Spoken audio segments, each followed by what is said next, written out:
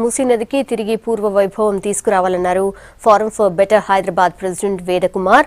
ఆక్రమణలు, కలుషిత నాలా నీటి నుంచి మూసీని కాపాడుకోవాలన్నారు. మూసీ పరిరక్షణకు ప్రతి ఒక్కరూ కలిసి రావాలని పిలుపునిచ్చారు.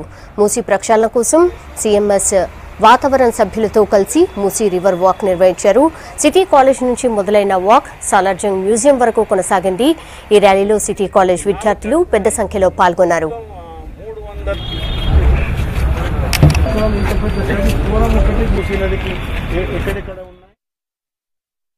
ప్రతి సంవత్సరం ఇలా కొన్ని దశాబ్దాల నుంచి జరుపుతున్నారు. ఆ క్రమంలో ఈసారి రివర్ ఫెస్టివల్ అనే థీమ్ తీసుకున్నారు.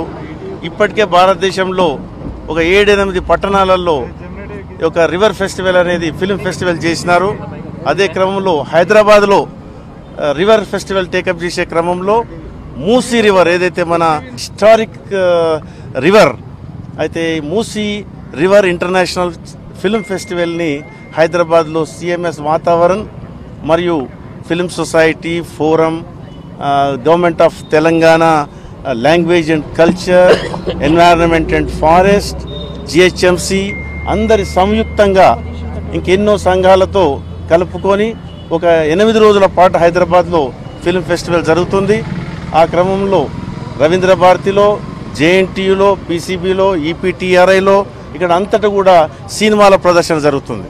పిల్లలకు కూడా సంబంధం పెట్టాలనే ఉద్దేశంతో స్కూల్ పిల్లలకు కూడా స్క్రీనింగ్ చేస్తున్నారు. మొత్తం 47 సినిమాలని Hyderabad Musi river international film ఫెస్టివల్లో ప్రదర్శిస్తున్నారు.